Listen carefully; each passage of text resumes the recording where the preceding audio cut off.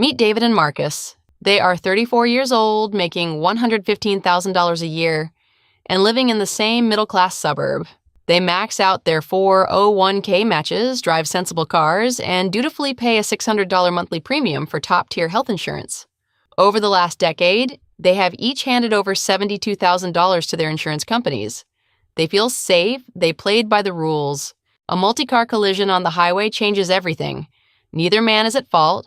Both sustained severe identical injuries, fractured femurs, and internal bleeding. They are rushed to the exact same in-network Level 1 trauma center. They undergo emergency surgery, recover, and are discharged. They look at their insurance cards and breathe a sigh of relief. 18 months later, David is bankrupt. His life savings are gone. His credit score has plummeted to 520. But the most devastating blow is the legal lien quietly attached to his family home. He owes an $84,000 medical debt his premium insurance flat out refused to cover. If he tries to sell his house to survive, the hospital gets paid before he sees a single dime of his own equity. He is preparing to file for bankruptcy. Marcus, however, is perfectly fine. Marcus paid exactly $3,200 out of pocket, his legally defined maximum deductible. His credit score is 780. His home equity is completely untouched by corporate creditors. He is planning a summer vacation. How do two men with the same income, the same premium insurance, the same accident, and the same hospital end up in completely different financial universes? It wasn't luck. And it wasn't a clerical error in the billing department. David operated under an illusion of security. He believed the hospital was a place of healing, and his insurance was a shield. Marcus understood the cold, systemic truth. In the United States, a hospital is a highly optimized financial institution. The medical billing system is mathematically engineered to bypass your insurance policies and directly attack your personal, tangible assets. Today, we are looking behind the curtain. I am going to show you how the medical system uses perfectly legal loopholes to systematically confiscate middle-class wealth. More importantly, I will give you the framework to fight back using the strategies of legal minimalism. It's not a moral failing that the system is rigged against you, it's just the law. Real power is understanding the mechanics of that law, so you never become a victim of it. If you have ever stared at a medical bill for tens of thousands of dollars and felt the blood drain from your face because you thought your insurance covered it, internalize this right now. You are not stupid. You did not misread your policy. The system is designed to trap you. It relies entirely on your assumption that healthcare billing makes logical sense. The cornerstone of this trap is surprise billing. When David was in the operating room, his hospital and his orthopedic surgeon were both in-network, but the anesthesiologist who kept him alive, that doctor didn't work for the hospital. To understand how insane this is, imagine going to your favorite all-inclusive, prepaid resort restaurant. You order a steak, you know the meal is paid for, but a month later, you get a $14,000 bill in the mail from the chef who cooked it. When you call the restaurant, the manager says, "The restaurant is all-inclusive, yes, but the chef? He's an independent contractor. He doesn't accept your prepaid plan. Pay him directly." This is exactly what Wall Street did to the American emergency room. Private equity firms realized they couldn't easily buy whole hospitals, so they bought the specific medical groups you have no control over: emergency room doctors, anesthesiologists, and radiologists. You don't get to interview a radiologist when you are unconscious.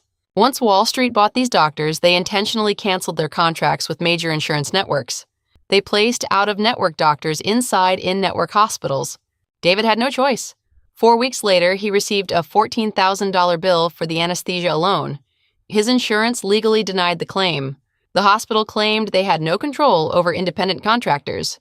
David was left holding the bag. Over 100 million people in the United States carry medical debt. It is the #1 cause of personal bankruptcy. The terrifying reality is that the vast majority of those bankruptcies are filed by people who had health insurance at the exact moment they got hurt. The system targets the middle class. You have steady wages to garnish and equity in a home to steal. The ultimate legal weapon they use to steal that equity is the property lien. When you cannot pay a massive surprise bill, hospitals weaponize the civil courts to convert your medical crisis into their real estate portfolio. The hospital, or a debt buyer, files a lawsuit against you. Because you are terrified and cannot afford a defense attorney, you miss the court date. The judge issues a default judgment against you. The hospital's lawyers take that judgment and record it against the deed of your house at the county clerk's office. Instantly, a parasite is attached to your property. You still live there. You still pay the mortgage. But the hospital is now your silent co-owner. If you try to sell your house, the title company legally intercepts your money at the closing table. The hospital takes their $50,000 plus compounding interest and lawyer fees before you touch a single penny of your own equity. They legally confiscate the wealth you spent decades building. So how did Marcus walk away unscathed? You stop playing the victim in a game where the other side hid the rulebook. You stop relying on hope and start utilizing the exact same cold, calculated legal leverage that the elite use. You adopt the philosophy of legal stealth wealth. Here are the 3 foundational rules to beat the medical debt machine. Rule 1, weaponize the itemized bill. When the hospital sends you an $84,000 bill, your first instinct is panic. Your second instinct is to call their billing department and beg for a payment plan. Never do this. The moment you agree to a payment plan, you legally acknowledge the validity of the debt. You surrender your leverage. Instead, send a certified letter demanding a fully itemized bill with CPT codes. CPT stands for Current Procedural Terminology. It is a universal numerical code assigned to every physical supply, drug, and minute of labor used in a hospital. Standard hospital bills intentionally hide these codes. They use vague categories like pharmacy $12,000 to prevent you from questioning the math. Hospitals operate on a charge master. It is a fake menu with wildly inflated retail prices that have zero correlation to the actual cost of your care. The $84,000 bill is just their opening bid. When you demand the CPT codes, you instantly shift from a compliant patient to a legal audit risk. Initial billing is algorithmic. Software inflates prices automatically. But when you demand an itemized bill, a human being in the compliance department has to review it. And when they look at it, they know they are caught. They know you are going to see the specific code revealing they charge you $80 for a single generic ibuprofen pill. They know you will see a $150 charge for a mucus recovery system, which is literally just a cardboard box of Kleenex. They know you will see a $200 charge for skin-to-skin contact, the act of a mother holding her own newborn baby. They also know you can take those CPT codes online and look up exactly what Medicare pays for those services. If Medicare pays $400 for a brain MRI and the hospital is attempting to charge you $6,000 for that exact code, you hold concrete mathematical leverage. Hospitals are terrified of audits and state fraud investigations. Demanding the itemized bill via certified mail routinely causes hospitals to quietly slash the bill by 30% to 50% before they even send it back to you. They voluntarily erase the phantom charges to avoid a paper trail of their price gouging. Rule 2, the hidden federal law, charity care.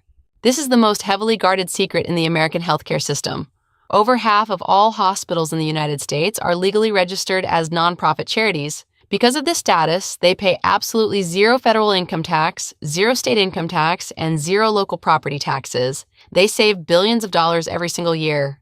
The government does not give out massive tax exemptions for free.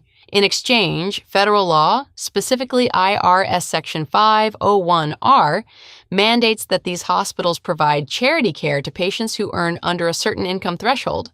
This means comprehensive financial assistance or total debt forgiveness. If they fail to provide it, they risk losing their tax-exempt status. The catch? The law requires them to have a financial assistance program, but it does not require them to make it easy to find. They will gladly send a ruthless debt collector to ruin your credit before they ever ask if you qualify for their mandatory program. The income thresholds are incredibly forgiving. Depending on the hospital, if your household income is under 200%, 300%, or up to 400% of the federal poverty level, you legally qualify to have your entire bill wiped out. Even if you make $100,000 a year, a family of 4 often qualifies for a massive 60% to 80% reductions. Marcus knew this. Before he ever paid a dime, he bypassed collections entirely. He went to the hospital's website, found the financial assistance policy buried in the footnotes, and submitted his tax returns. The hospital legally had to write off his bill. It became a routine tax write-off for them, and Marcus kept his money. Rule 3, asset armor, the passenger principle. What if you make too much money to qualify for charity care, the hospital refuses to negotiate, and they sue you for a $100,000 judgment? This is where the true elite diverge permanently from the middle class. The wealthy do not lose sleep over lawsuits because, on paper, they are completely broke.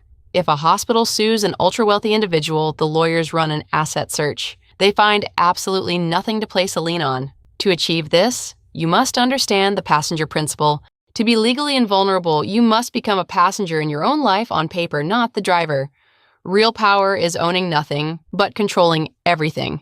You want to ride in the car, control the radio, and tell the driver where to go, but you do not want your personal name on the vehicle's registration. Let's clear up a dangerous misconception. If you download a cheap template for a revocable living trust and put your house in it, you have zero protection from a hospital lien because you have the power to revoke that trust at any time. The law says you still own the house. A corporate lawyer will punch through it in 60 seconds. True asset armor involves placing your real estate into heavily fortified structures, like irrevocable trusts or specific types of LLC holding companies. When you deed your home into an irrevocable trust, you legally surrender ownership of the asset to the trust entity. You still live in the house. You still control the rules through the trust document.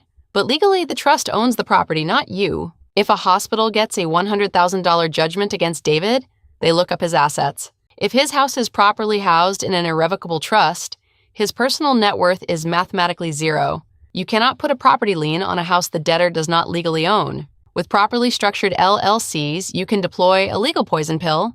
There is a legal structure that allows you to trap the hospital. If they actually win a lawsuit against you and get a judgment against your LLC, not only can they not touch your house, but you can legally force the hospital to pay income taxes to the IRS on the money they never even collected from you. It is a brilliantly brutal defense. The hospital's collection attorneys run an asset search, hit this legal wall, and immediately make a business decision. No corporate lawyer is going to risk triggering a massive tax bill for their client over an uncollectible debt. They drop the pursuit and move on to people who keep their homes fully exposed in their personal names. Let's step away from the theory and look at the brutal math. I need you to see exactly what it costs when you rely on hope.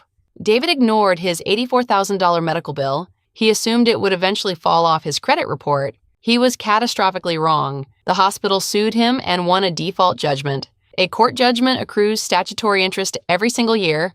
Let's use a standard interest rate of 9%. The hospital recorded the judgment line against David's house and waited. 15 years pass. David is ready to retire. He decides to sell his house and use the equity. He bought the house for $300,000 and it appreciated to $550,000. He expects to walk away with $250,000 in equity. He sits down at the closing table. The title agent runs the deed history and finds the hospital's lien. Because of that 9% compounding interest over 15 years, that original $84,000 medical bill has ballooned into a $305,975 legal claim. David's total equity was $250,000. The hospital's claim is over $305,000. The hospital legally confiscates all $250,000 of his equity right there at the closing table. David walks away from 15 years of home ownership with $0. His entire net worth acted as a high-yield savings account for a hospital's billing department. Now look at Marcus. Marcus invested $15 at the post office to send a certified letter for his itemized bill. He spent 3 hours filling out charity care paperwork.